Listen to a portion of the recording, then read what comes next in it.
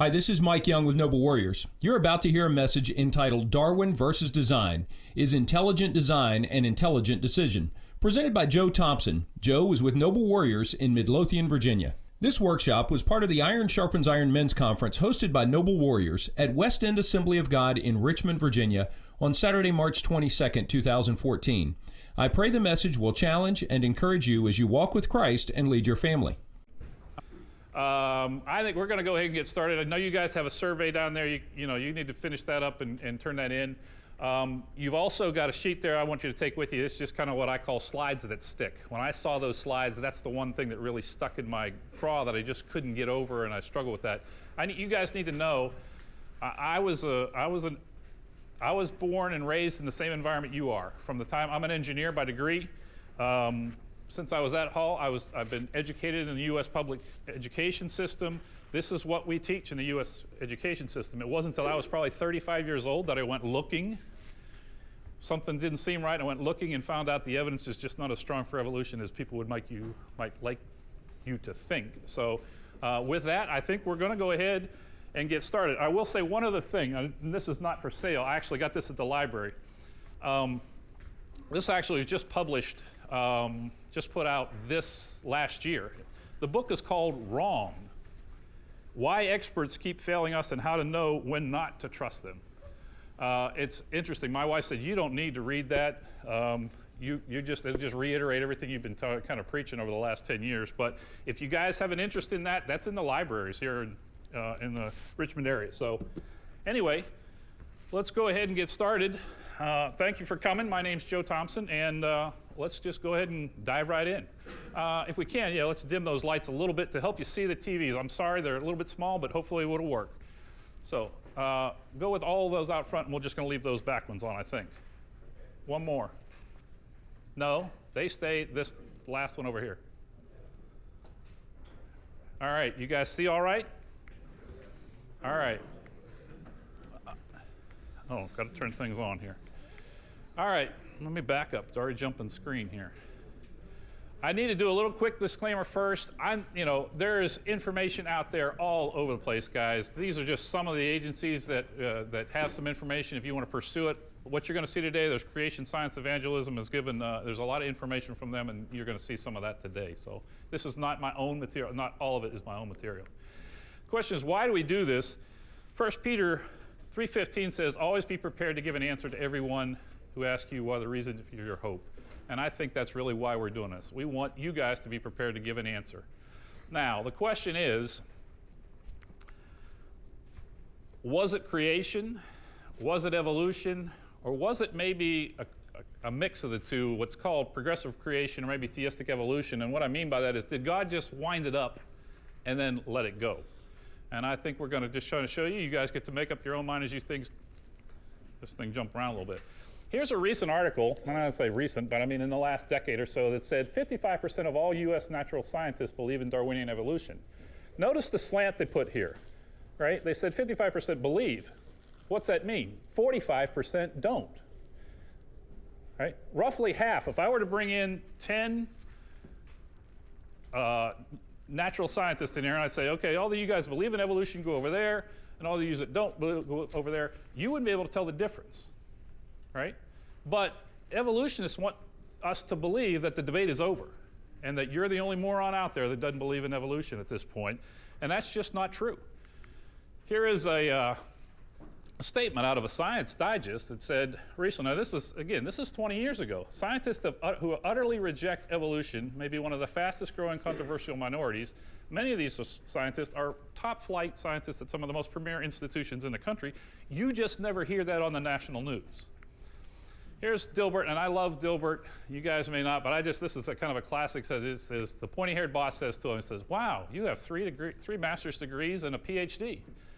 And the guy says, yes, it's all very interesting and impressive, but I really have no common sense whatsoever.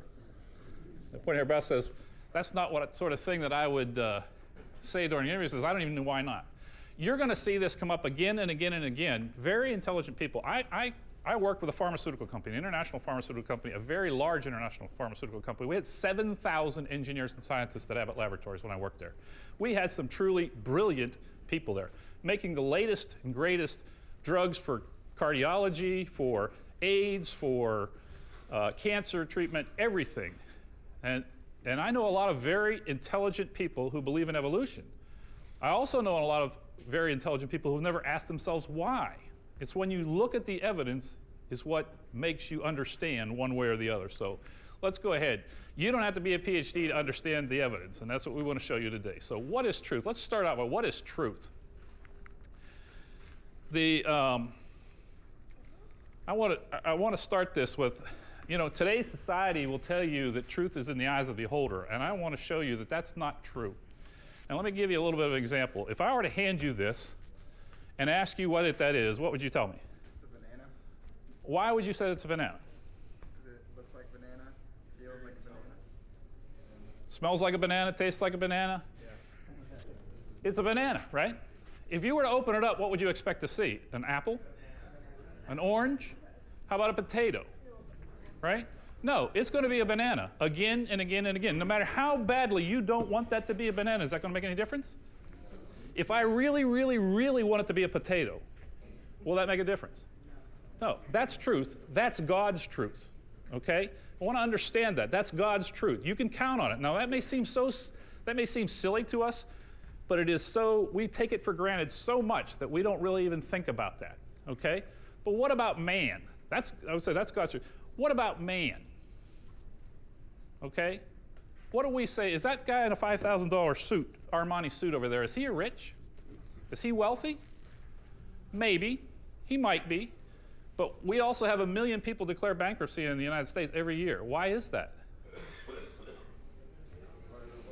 Because we want people to think that we're rich, right? You can't tell by looking at the outside what's inside, right? We don't have any choice in this. The truth is the truth, and it doesn't make any difference whether we like it or don't like it. We don't get to vote on it. We don't get to, it isn't something we like or we don't like, we don't want.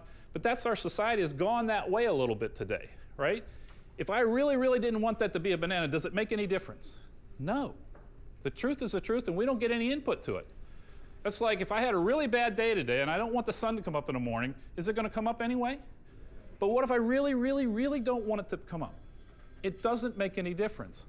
That's the difference between our truth and God's truth. God is the ultimate source of truth, and we'll see that as time goes on. So, the Bible says some interesting things about Jesus. When he came into the world, one of the things he said he came into the world was to testify to the truth. Jesus said in John 18, "For this reason I was born, and for this I came into the world to testify to the truth." Isn't that interesting how Jesus talked? If you listen to the way Jesus talks in the Bible, it's very interesting to hear what he says. He started many of his sentences with, "I tell you the truth." Does anybody here remember that? I tell you. And in fact, he says it over 100 times in the Bible. He starts off a sentence by saying, "I tell you the truth." Do you think he has a message for us there? Let's kind of give it away there. This remote's not working real well. Who said if you tell a lie long enough, loud enough, and often enough, the people will believe it? Adolf Hitler. He also said people are more likely to believe a big lie than a small one. Interesting. So, what do we need to do to get at the truth in a lot of these situations? Here's some of the questions, just 2 quick questions, very simple, I want you to kind of think about. What are your assumptions? Meaning, if I assume that the world is 4 billion years old, then everything that I look at from that point forward, I have to throw away all the other information that doesn't allow that. I make an assumption up front, and this is what's dangerous about assumptions is we don't get to vote on that. Nobody tells you what your assumptions are when you start down a particular path. It's just assumed, it's in the background, and you don't get to debate it. The other thing is, what do you do with the data or the evidence that you see that does not fit your hypothesis? Albert Einstein was famous for saying, and liked to say, all models are wrong, but some are useful. We can use all models. There is nothing out there when we make a hypothesis or something, the entire data does not fit everything. The majority of it does. We can draw some conclusions for that. So that's why we're saying, how does, when you and I look at the exact same data, come to completely opposite answers or conclusions? Think about that. In a jury, in a trial, we will have the defense have their experts and the prosecution have their experts, and they come to completely different conclusions. Well, who's right? It's left up to you as the juror to figure out what's right and what's not. So let's take a look at this. Creationist time, I would say, in the beginning, God. Evolutionist time would say, in the beginning, nothing. There was a big bang 20 billion years ago. So let's take a look. Let's just start. We'll pick one. What is the one thing Charles Darwin did not talk about in his book, The Origin of Species?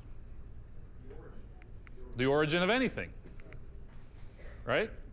It's ironic that you'd name a book that, but he actually talks about the origin of nothing. He makes an assumption it starts, but we don't have anything to start with. Evolution is a shell game with a problem. There is no P under any of the shells. Interesting. The geologists think that the chemists have the answers for evolution or have the proof of evolution. The chemist thinks it's the biologist. The biologist thinks it's the cosmetologist or the astrologist, not the astrologist, the astronomers. Everybody thinks somebody else has got the proof because it's not in my quarter, right? We've been told for decades by some very, very highly acclaimed scientists that evolution is a fact. It's been taught in our schools for 50 years now, but my question is, do the facts really support that position? I'm going to have trouble with this. Anybody know who this guy is? Carl Sagan. He had a television program back in the 80s called The Cosmos. He talked like billions and billions of years ago, such and such happened. He became very famous. In his book, he wrote, evolution is a fact, amply demonstrated by the fossil record in contemporary molecular biology. Well, let's take a look at that. Let's start on the biology side. We'll just start out with DNA, since it's one of the most recent science advances. This thing is going to drive me nuts. DNA is one of the most complex molecules in the universe, without a doubt.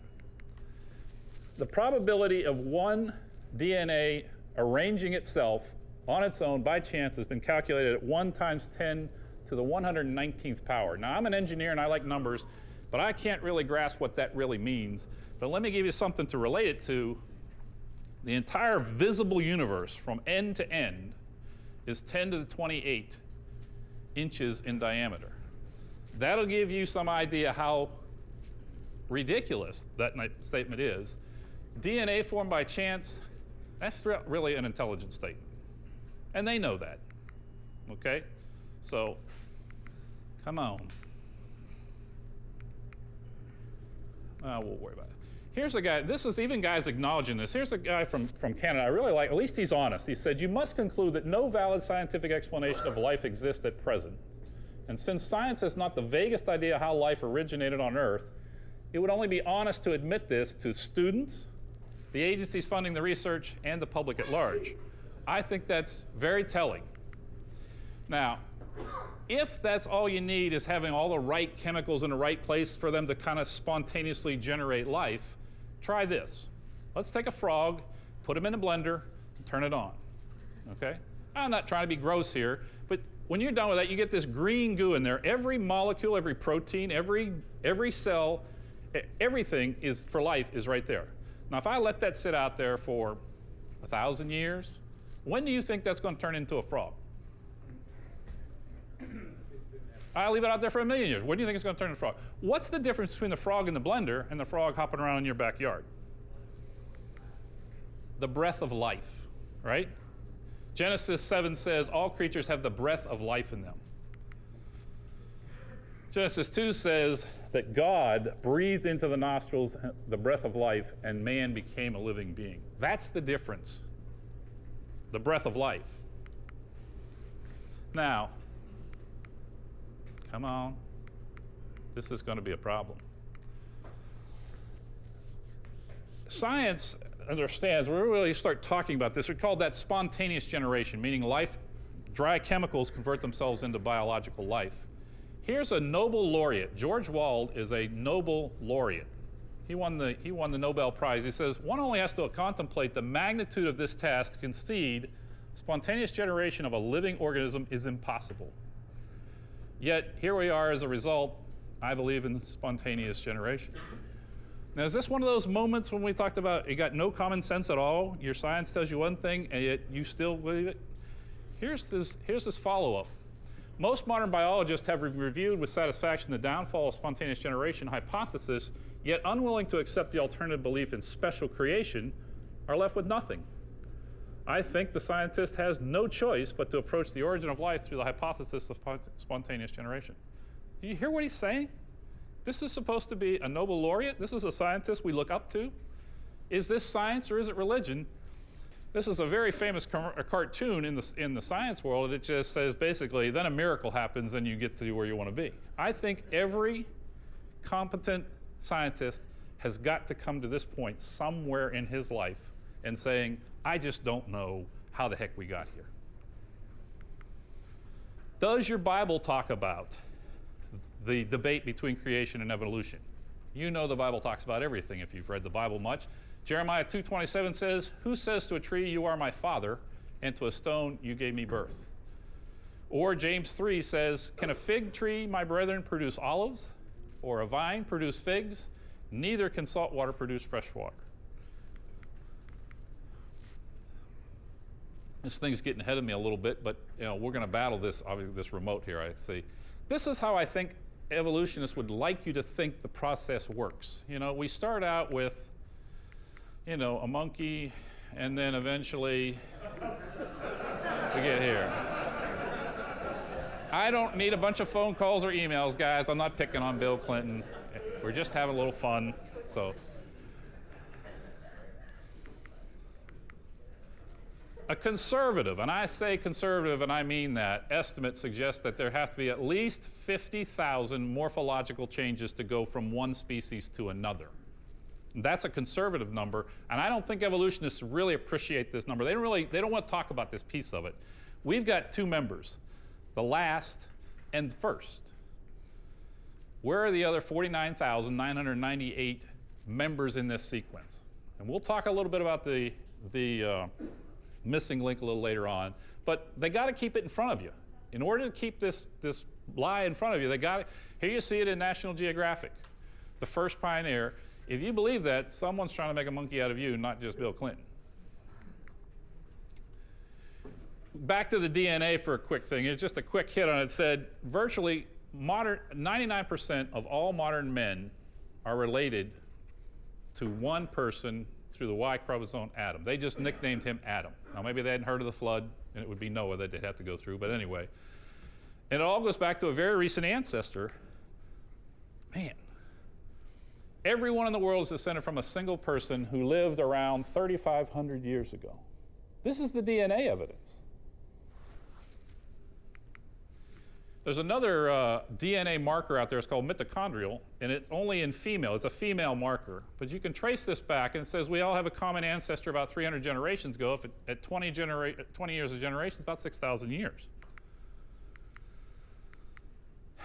Man, this is... What they're saying here is they've kind of agreed if molecular evolution is really neutral at these sites, and a high mutation rate would indicate that Eve lived about 6,500 years ago, a figure that is clearly incompatible with current theories on human origin. They are completely incompatible with whose? That seems pretty close to what I believe.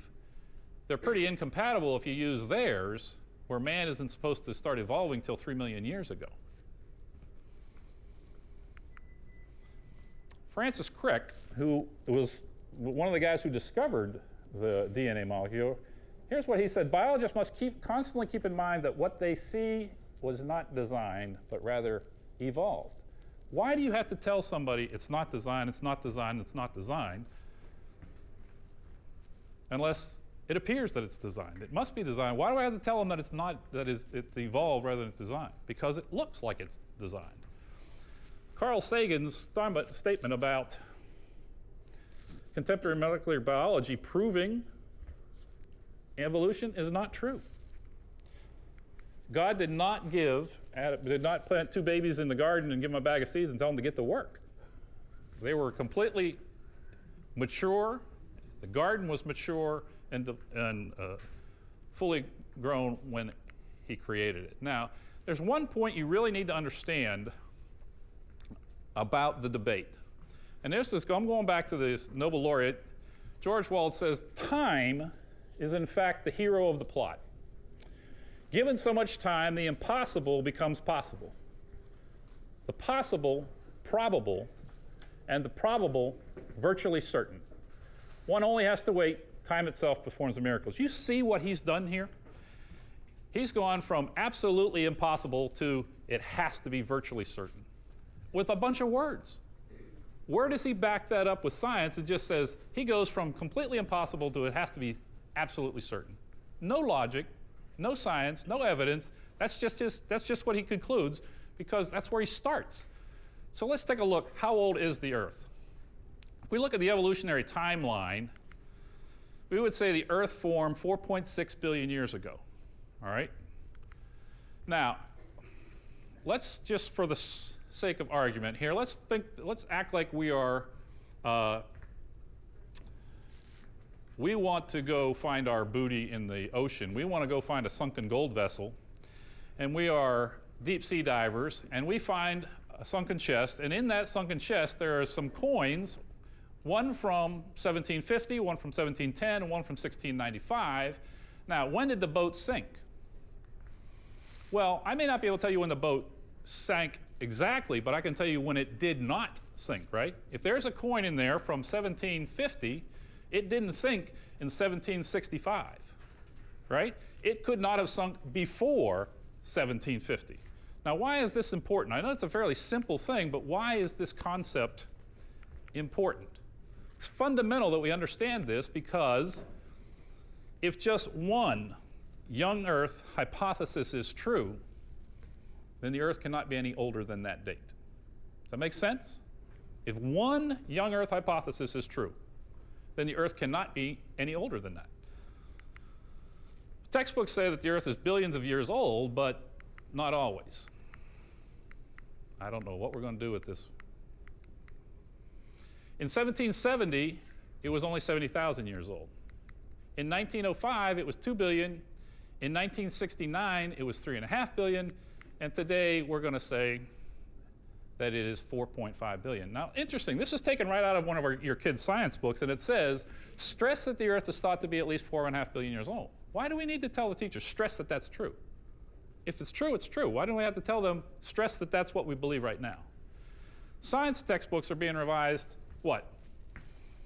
Every year, right? Every time we come up with a new discovery, that's been happening ever since we invented the Gutenberg press. And by the way, what was the first book that was ever printed on the Gutenberg press? The Bible. Very good. How often has the Bible had to been revised?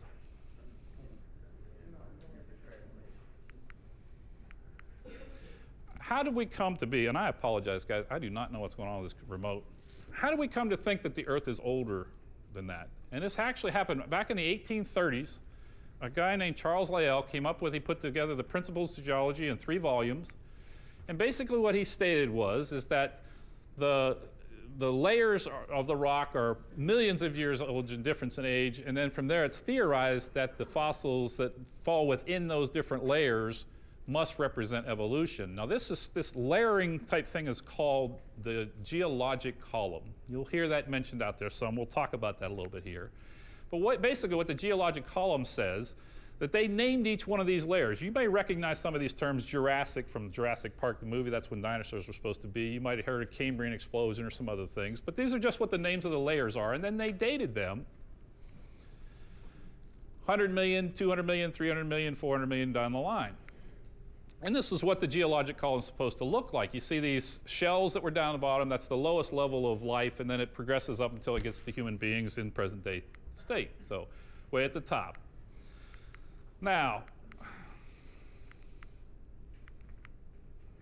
and this is really frustrating. What this thinking goes is if I was buried above a teddy bear in the rock strata, then I would be I'd be an ancestor. The teddy bear would be my ancestors. Do you follow that? I mean, as I die and I'm buried, and then something dies and it's buried, and then I get newer and newer and newer as I get to the top. This is what the philosophy thinks, at least. And this is interesting. Listen to what they say. The rocks do date the fossils, but the fossils date the rocks more accurately. That's circular reasoning, right? If you follow that, you're going to date the rocks with the fossils, but then I'm going to look at the fossils and they'll date the rocks. That's a circular logic. Here's a classic example of what the evolutionists want you to think about the geologic column. It's beautiful. If you've been to the Grand Canyon, it's great. You know, each one of those layers, successive layers, was laid down over millions of years. But what would they do with a road cut through West Virginia? I used to drive from my home to Virginia Tech when I was going to school up there and drive right by. This is on the West Virginia Turnpike. What would they do with that? Rocks don't bend. I can ask a kindergartner and they'll say rocks don't bend, they break, right? A kindergartner knows that rocks will not bend. What would you do with that? Now, my point is, all those rock layers had to be malleable at the same time in order for them to bend, right? But you would have literally millions of years where they were not, if that's true.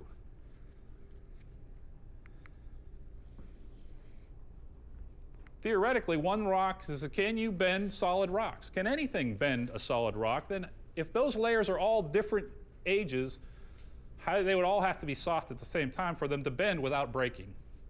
Anybody ever seen this little toy? It's a kid's toy. You pick a couple pieces of glass, put some sand in there and some liquid in there, and you turn them upside down, and they settle out in about a minute.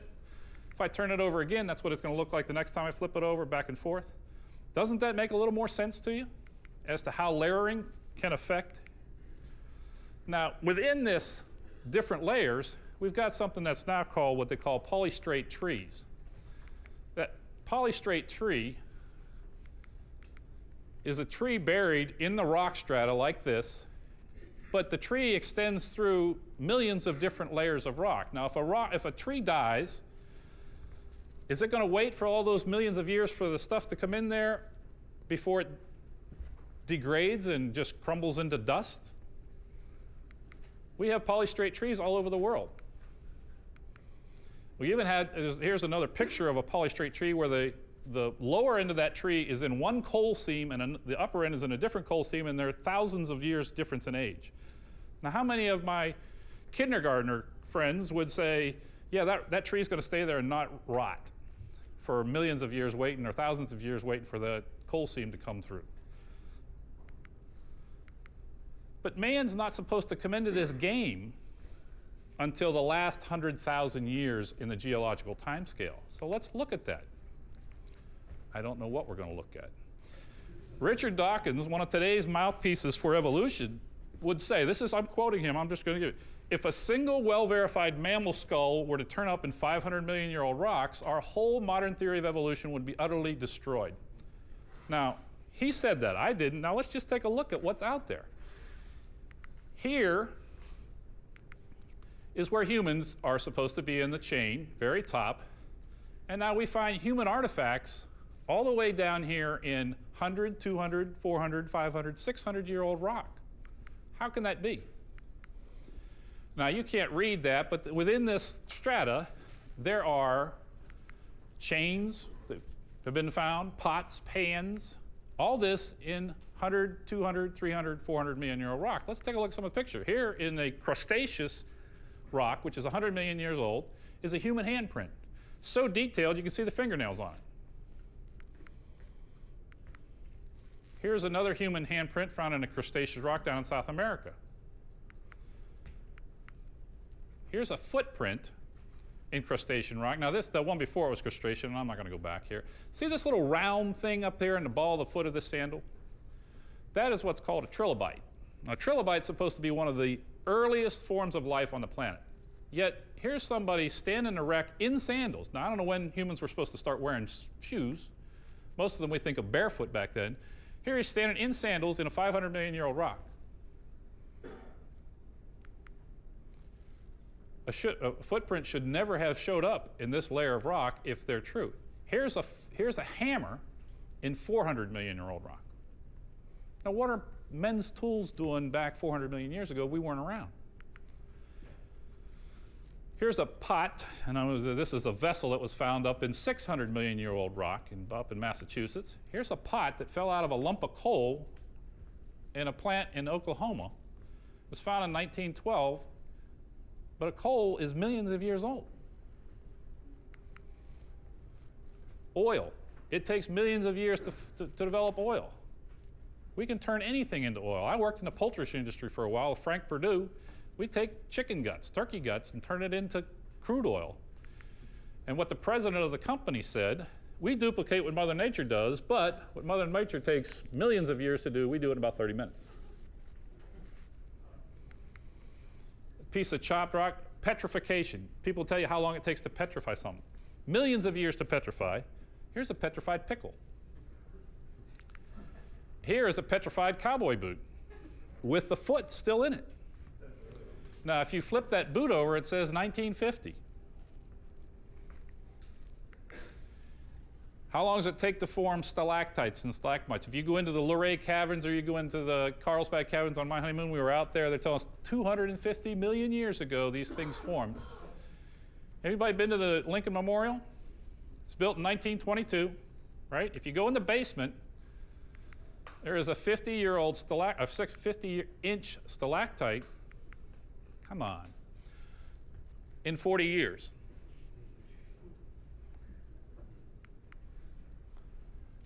Erosion. At the current rate of erosion, the continents would have worn flat in 14 million years, yet we've got rocks that are 300 times older than that, and we don't have any of the sediment on the ocean floor. Here at the mouth of the Mississippi, all the sediment that flows down the Mississippi, 80,000 tons an hour of sediment flowing down the Mississippi, we couldn't come up with no more, at the absolute oldest, 30,000 years worth of sediment in that Gulf of Mexico. Erosion waterfalls is an excellent way to look at erosion. The Niagara Falls, I used to live up that direction when I was born and raised up there. They erode backward. As the water flows over the thing, the erosion wears the falls backward. And you can measure that about somewhere in the neighborhood of 4 to 5 feet a year. This is showing where the Niagara Falls line was in 1873, in 1818, 1846, you can watch it erode.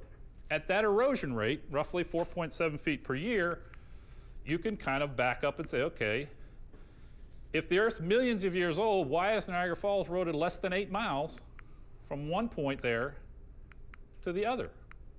It cannot be any older than 10,000 years at that growth rate. And we're going to have a tough day. Salinity of the ocean. Not even close. This is interesting. This is the Great Barrier Reef.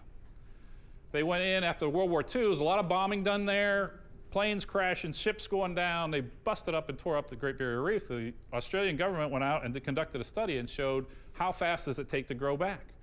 If you understand how fast it grows, you can take it backward and see how long it took to go backward. Guess how old the Great Barrier Reef is? Less than 4,200 years. We're going to skip some of this just because this stuff is too, I don't know. Population. This was, I remember the update. I remember hearing this. The population crossed, in 2011, the world's population crossed 7 billion. Now, if you were to think about this, if the population growth were charted backward, which you can do at the same population rates here, we can actually chart backward and say the results would be a handful of people alive about 4,500 years ago. If you guys know your Bible, what happened 4,500 years ago? Noah's flood. But let's take it. Let's go the other way. Let's grant them that much and say, okay, here's the population chart. There's a bottleneck back there about 4,500 years ago where we can't explain that. So scientists know this. This is a problem for them. Let's take this. Let's just say that a monkey stood up 3 million years ago, whatever it was, and found a wife and got married. We should have, the population should be, and I can't even tell you what this number is. It's 10 followed by 43 zeros is how many people should be on the planet. But they're not. Evolutionists know this. And what do you do if you have this information? Well, they now are proposing some catastrophic event happened about 70,000 years ago, and it was a volcano erupted that would make Mount St Helens look like a pop gun, right? Now, why do you have to create a catastrophe when there's already one written in your history books? Speaking of that, floods. The flood legends, it's interesting. Did you know that there are over 270 different flood legends around the world for different people groups? That alone, that factor alone, believe it or don't believe it, but why would different generations, different cultures, different customs on different continents around the world all have the same story about a flood in their past, a catastrophic flood in their past?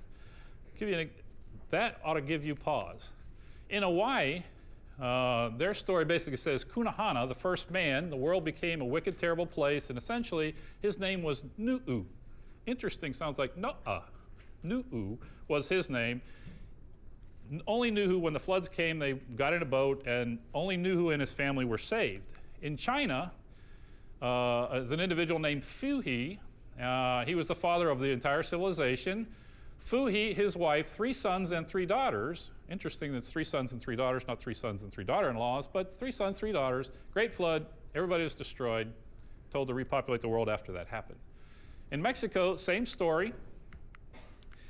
And interesting, they talk about a big flood that destroyed everything. Guess what? If you look at a time chart, they're only 60 years off after 4,000 years of history. That's their. We've come up with archaeological evidence. The Gilgamesh flood tablets, I don't know if you've heard about that, talks about a great flood. This is digging out, these are archaeological finds. Geological evidence, we're not going to talk about all of these. I just want to give you some ideas, some of the geological evidence for a global flood. Fossils and sea creatures being miles and miles and miles above sea level. Well, let's just kind of take a quick hit here. You guys know that if you've ever walked on a beach, when you walk on a beach, you see a clam, it's open, right? That's what happens when a clam dies, it opens. If a clam's alive, it's closed. Why would we find 30, 40 feet thick of closed clams on the top of Mount Everest? It's some of the tallest mountains in the world. We've got stacks 10, 20, 30 feet thick of closed clams over top of the mountains. Here's one on top. It's 2 miles high. It's 11.5-foot clam, by the way. We don't see those things. We've got massive graveyards all over the world. Every continent, you'll find a massive graveyard. And I'm not talking about little graveyards. I'm talking about graveyards with almost 1 trillion fossils in the graveyard, in that fossil field. The question's got to be, why would they be all in one place? Did all these animals know where to go die? They're like, hey, it's time to die, buddy. Let's go over here. This is where we all go to die. No, that doesn't make any sense at all, does it? But what do we know about what happens when a flood comes? It will sweep away houses, people, vegetation, anything in its way, and deposit it thousands of miles away. What's the best evidence? Here's some things. Here we found fossils that are so fine, so rapidly. Here you can see the fins and the eye sockets here. We've got jellyfish. Jellyfish don't have bones to fossilize. These things have been buried so rapidly that they show you soft flesh details. Here's a fish caught in the act. He was eating another fish. Here's a fish given birth. In the middle of birth, they created a fossil. How does that happen? It only happens if you bury something very rapidly. It can't sit there and decay and create a fossil. It has to be buried very rapidly, like a flood. Now, the Grand Canyon is one of the best evidence for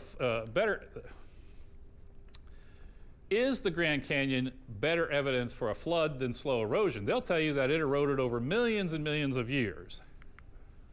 Now, I would say, beg to differ. Here's a satellite photograph of the Grand Canyon, okay? And the snow line tells the story. Where does the snow fall first, kids? Where does it fall before it hits here? In the mountains, right? Snow falls in the mountains before it hits down here on the plains. That's a picture of the Grand Canyon, and look where all that snow is. It's on a very high plain, right? That is, the Grand Canyon is between, the south rim is about 6,800, and the north rim, I think, is 8,800 feet above sea level. That's more than a mile above sea level, right? The river, the Colorado River, enters right up on the Colorado, Utah, Arizona border there. It travels about 270 miles and then exits at the bottom. But so when does water flow uphill? If the walls of the canyon are at 8,000 feet, how does water go up, erode that stuff, and then come down the other side? Is that logical? Water doesn't flow uphill where I went to school. Now, if we were to look at, Come on. If we were to dam up the Colorado River north of the Grand Canyon, right on the border, if you could dam that up, it would fill up, we would have something like the Great Lakes in the Southwest. Do we have any examples of how this might occur, is what this is asking. And if we dam up the river right there, you create a tremendous body of water behind that. And when that dam burst, would it erode things that quickly? Well, do we have any examples of it? There actually is. The Glen Canyon Dam, built right on the Arizona border. In 1983, they had a large snowfall out there, and see these water jets coming out the side of the thing where they're trying to offload some of the water, get some of the water off the dam before it bursts? They started letting water off, and all of a sudden, shortly after they started letting water loose, you started to hear this rumbling like it was an earthquake. It was just chugging away and chugging away and chugging away, and they said, you got to shut that down before, we don't know what's going on, but you got to shut down the discharge. Here's what they found. See that little hole at the top of the picture? That's 35 feet of solid rock that had been eroded away in a matter of seconds. Seconds, not minutes, hours, millions of years. Same thing occurred at Mount St. Helens. When Mount St. Helens blew, it backed up and blew all the timber in and it log jammed all the rivers until they started backing up until they let loose. That's a 150-foot cliff cut there when this dam broke in about less than a day. How about radiometric dating? Let's just talk specifically about carbon dating. If you look at the periodic chart, now I know this is where a lot of people are we've carbon dated that thing back at a certain time. If you look closely on the periodic chart, carbon and nitrogen sit very close. If I could take a nitrogen molecule and pluck one of the protons out of it, I would get carbon-14, okay? That's how it happens. Now, how that works out in atmosphere, we have carbon in the atmosphere of the Earth. As solar radiation strikes that, it does strike and knock out one of those protons I was talking about. This is how we create a very, very, very small amount of carbon-14. And it's only like 21 pounds, I think, a year is all that's made. Come on. I don't know where we're at. Okay. I don't know we're going to get through this, guys. Maybe. But this is the breakdown of the Earth's atmosphere. Carbon dioxide, a very small amount of carbon dioxide in the atmosphere, of which a very, very, very small part of those carbons are carbon-14. And that's what we're really trying to measure. During photosynthesis, plants breathe in this CO2, make it part of the cell tissue in the plant, and then animals eat those plants, and it's in their body, all right? When a plant or animal dies, it stops taking in that C14. So this is what we're really detecting now is, okay, once that stops taking it in, we can measure the difference between a dead animal and what a live animal would say, and I would just measure how many of those are in place. This is, whenever C14 does decay, it has a half-life of about 5,700 years. It cannot break down anymore.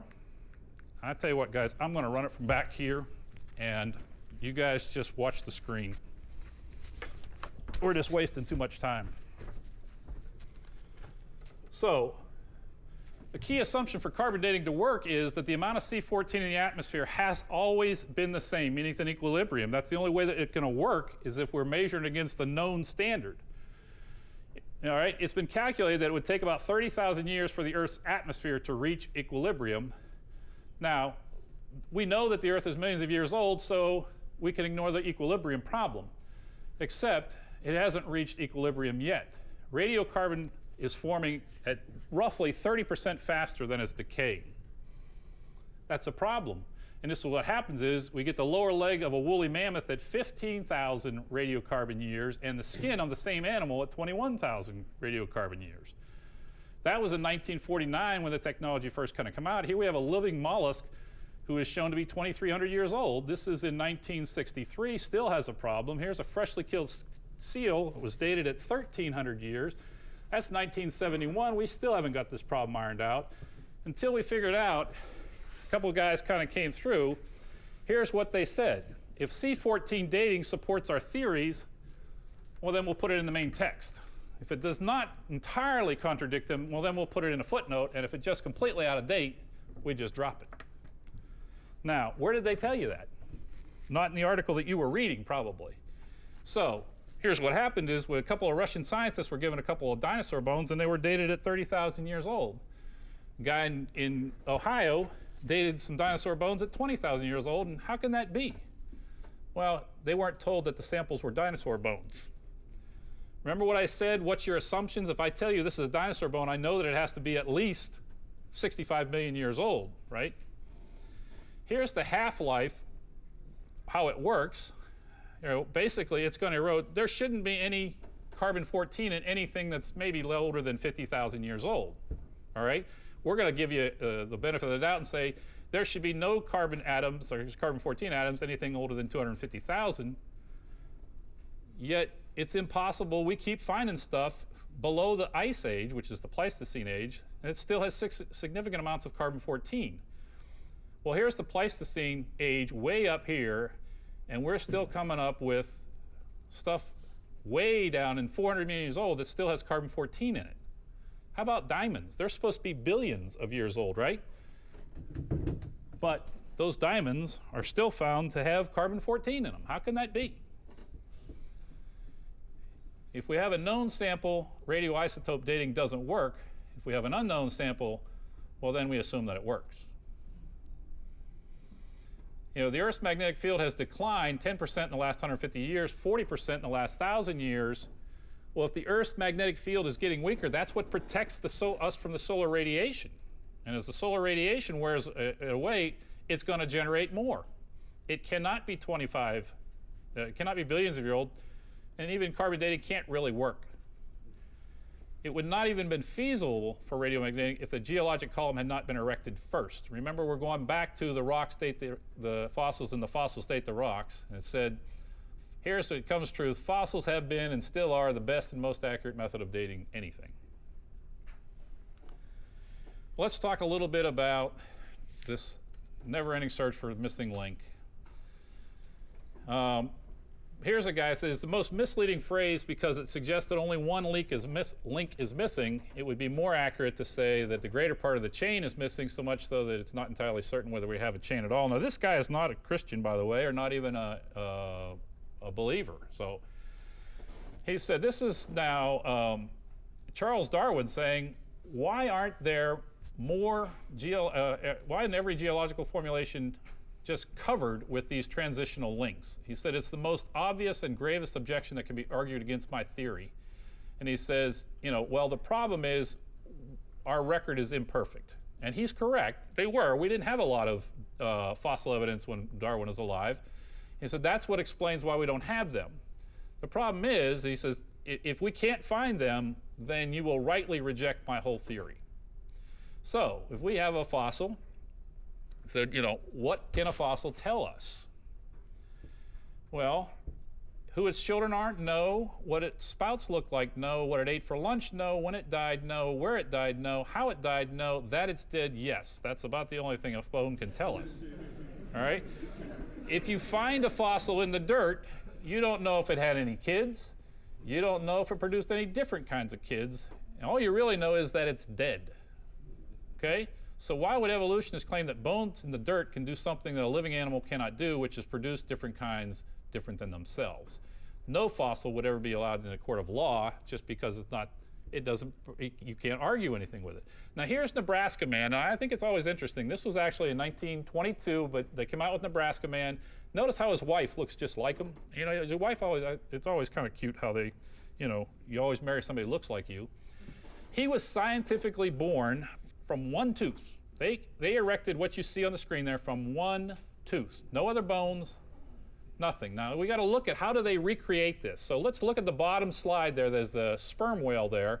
There's the skeletal frame of the sperm whale down there.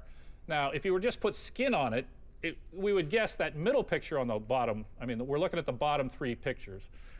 If you just put skin on those bones, that's kind of what it would look like, you'd think, but that's not what it looks like in reality at all. So if I give this face, this bone, and this is what we've come to, is those are completely looking individuals.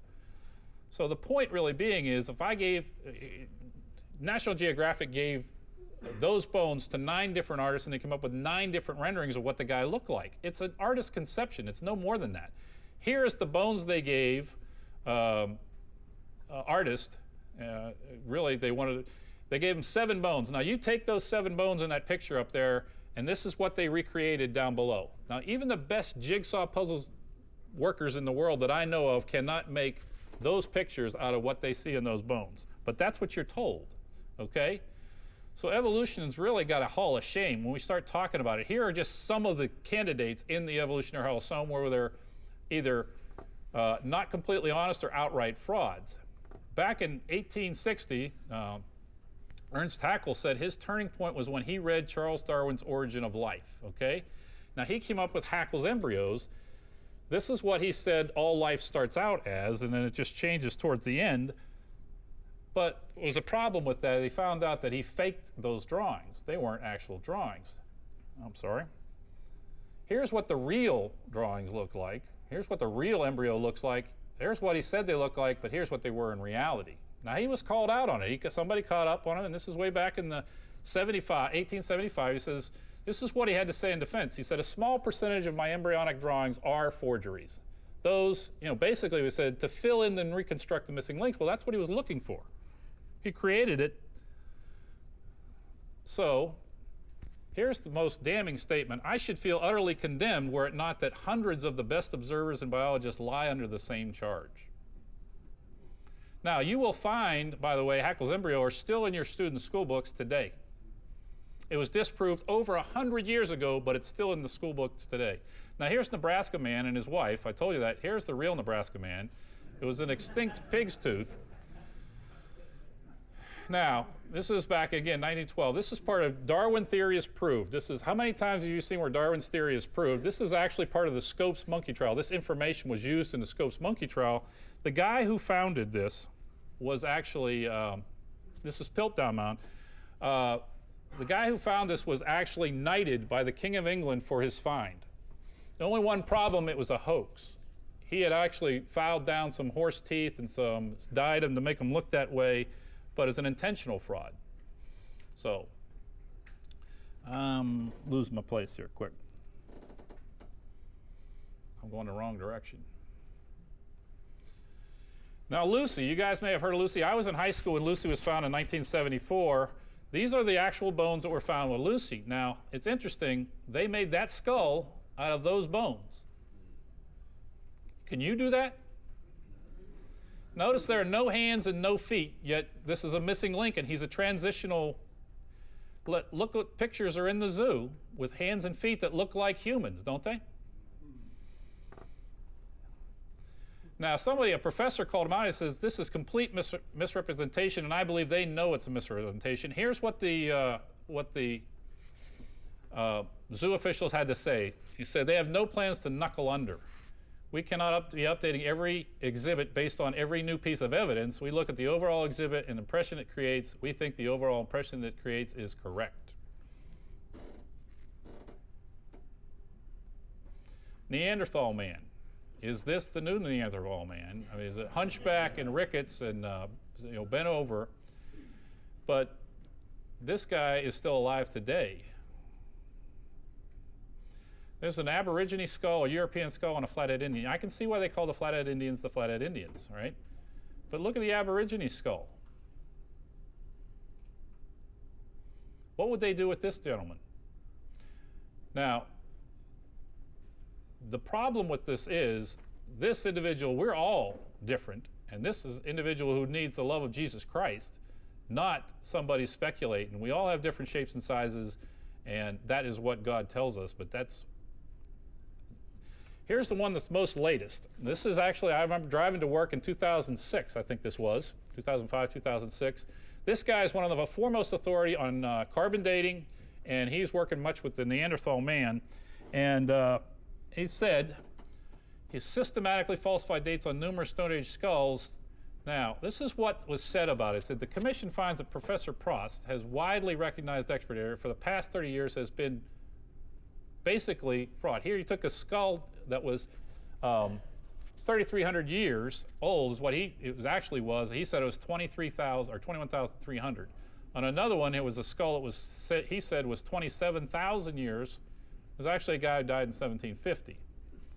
Now, what the fallout from this was, here's what scientists are saying. We're going to have to rework or rewrite all of prehistory. One guy creates a fraud, and now we got to rewrite all of prehistory? How does that happen? How can one guy have that much impact? Anthropology now has to revise its picture of modern man between 40,000 and 10,000 years BC. Here's the college professor, or the president of the Frankfurt University said, when he apologized to the public, he says, a lot of people just look the other way. Horse evolution, you know, this is one that evolutionists like to say. It's based on what evidence? Think about it, right? Here, I'm just going to quickly go through. This is in December of 1950. They said, unintentionally falsified the data. Now, they said, evolutionary is all wrong. That says a year later, they're still talking about it. It never happened in nature. That's 3 years later. And here it is, often the much repeated gradual evolution of the modern horse have not held up to close examination. This is 1992. We're still talking about it. If you go to one of the most preeminent universities in the country, Yale University, this is what you're going to see in the lobby. It's proven wrong over half a century ago, but it's still on display. Why? Because the guy who came up with this premise was a Yale professor. Who said, let me control the textbooks and I will control the people? Adolf Hitler. You guys are right. We have discovered more than 1 trillion fossils now, and we still are no further. We are about 120 years after Darwin, and the knowledge of fossil record has greatly expanded. We have now 250,000 different species. We have even fewer examples of evolution transition than we had when Darwin was alive. Now, this is another mouthpiece of evolution. The extreme rarity of transitional fossils in the fossil record persists as the trade secret of paleontology. The evolutionary trees that adorn our textbooks have data only at the tips and nodes. The rest is just inference. And this is a mouthpiece for Stephen Gould, was an evolutionist he said, this is a guy who was at the London Museum, a paleontologist, said, there is not one such transitional fossil for which we could make a watertight argument. Not one. Fossil record cannot be considered anything than hostile witness against evolution, not for it. 99% of all species are now extinct. This is one place where evolutionists and creationists might agree. We might say that 99.9% is extinct. The evolutionists would say 99.99% is extinct. Now, if evolution is true and we are constantly evolving, where are all the new species that are supposed to be being generated? We need to really ponder this for a while. If you're generating new species all the time, with evolution being true, we should be seeing all kinds of new species out there. The fossil record is a fact of evolution. That's not true either. So the only alternative, is a telling statement. Evolution is unproven and unprovable. We believe it can only be because the only alternative is special creation, and that is unthinkable. Sorry. Where are we going here? Okay. Hang on a minute, guys. I apologize. Is this science? I don't think it is. Now, where do the dinosaurs fit in? Everybody likes the dinosaurs. Here's humans way at the top of the geological column, and then here's dinosaurs now are from 65 million to 250 million years ago. There's a gap there. Now, just keep this in mind as we go along. Dinosaur means great, terrible lizards. If you look at a science book, it says, like all reptiles, it grows throughout its age. So is it possible that a dinosaur is just a reptile that has been growing for a really, really long time? Here are some known dinosaurs, and here are some inserted known reptiles of today. Dinosaur was not even invented until 1891. If you look in a dictionary, it's not in there in the 1800s. But dinosaurs are mentioned throughout history. It's just the names have been changed through different things here. Since the term dinosaur was not invented until a couple thousand years after the Bible was written, your translation probably does not list it in your concordance. If you get an earlier copy of the Bible, 19th century or older, you will find that dragons are mentioned 34 times. I actually have an Bible from the 1800s, and it talks all about these. I just picked these out of there. This is talking about in Exodus and Deuteronomy, Nehemiah, Job, Psalms, Isaiah. Now, their wings is their wine is the poison of dragons. Let's just look at some of these. It said, sparks of fire leap out in Job 41. Dragon, interesting. If you look at it, the very first definition is now rare. It doesn't say non-existent mythical character, it just says that it is now rare. Behold behemoth, which eats grass. And we're talking about a behemoth. Look at that. If you look in your notes, it probably says in your Bible notes, it might say, well, an elephant or hippo-like character. Let's see if that holds up. The strength is in his loins. This is Job 40. The strength is in his loins and the force is in the navel of his belly. Well, I would grant you that an elephant has a big belly, and hippopotamus has a big belly, and he has a big belly. So does he, and so does he, but I'm not going to tell him that. So let's keep reading. His tail moveth like a cedar. Now, I have a friend who's Lebanese, and this is the tall Lebanese, the cedars from Lebanon they talk about in the Bible that they built the Solomon's Temple was built. They used these cedars. He's standing in that tree with his sons, but those are the trees they're referring to in the Bible. Now, does that look like that might be a cedar from Lebanon? Well, how about that? Now that's a little more like it, is it not? When you compare that, the size of that. Now it says his bones are like bars of iron. Well, here's what one of those Brachiosaurus toe bones looks like, and this is the leg that goes with that toe bone. Now, look at the man in that little lower right section of there and put him up in that tail of that Bronchiosaurus, and you might get an idea of what size the tail is on that. So, just remember, I guess, your notes are not what is inspired. The words that is inspired, not the notes that are written by man. Now, it says no human being has ever seen a live dinosaur. This is this is out of National Geographic. Does the evidence support this statement? Here it says this is written in 900 AD. An Irish writer told of an animal with iron nails on its tail and a head similar to a horse. That looks very much like something that we know of dragons today. Thousands of legends about people seeing or killing dragons. Alexander the Great, when he was in India, we talked about his men being terrified of great dragons that lived in caves. Now, here is a hippo tusk. Carved on there is an animal that I wouldn't recognize. That's from the 12th century BC. Here's another slate from Greece. How about the guy in here? This is a cylinder wax from. If you the Babylonian Gates are now this is from the Babylonian Empire. They're now in a museum in Germany. Actually, there's a close-up of one of the dragons inlaid. Here's a U.S. soldier in Iraq. Look what's in the background here. Now, they're down in South America. They found over 60,000 Ica stones, that they're called Ica stones, and one guy's got 11,000 of them. This is an Indian riding a dinosaur. He's got his collection, but let's take a close look at that. T-Rex. How about Triceratops? Now here's an interesting one. We got 3 of them on one stone, but they couldn't figure this out. They looked at these little circular patterns on the animals. They couldn't figure out what that was until they discovered some fossilized dinosaur skin.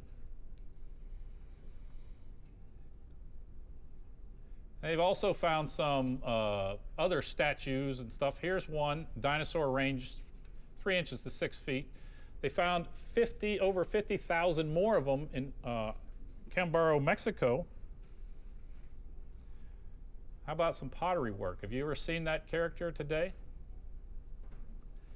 Here is a inlay. We're going to blow this up a little bit and show you what's on a Cambodian temple. Doesn't that look like a Stegosaurus to you guys? That's in 1150 is when that was built. If we go to the Utah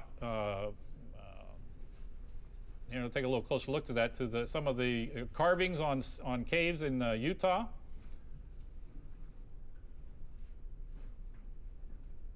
About Viking ships. This is a carving on a Roman sword. There's a picture of it there on the left. It's hard to see. That's why I kind of highlighted it in the other one. Why would people from different parts of the world with different cultures, with different backgrounds, draw pictures or carve images of animals they had never seen? Is that reasonable? I think that would only happen because if you saw one of these guys, it would make a very deep impression on you. Now here's a coin from 1609 showing a man slaying a dragon. And I actually have other coins in here, but I don't think. Here's another one from 1606. Here's another one from 1622. It sounds like it was a thing to do in the 1600s was to slay dragons. Here's a Russian medallion.